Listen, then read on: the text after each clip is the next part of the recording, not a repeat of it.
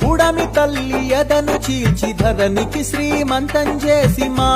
కళ్యంతం చేసి తీరొక్క పంట తీసి లోకము కడుపు నింపి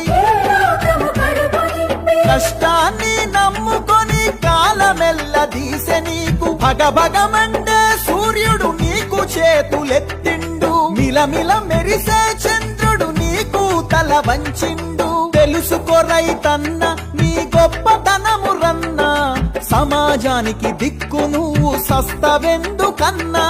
సమాజానికి దిక్కు నువ్వు సస్తవెందుకన్నా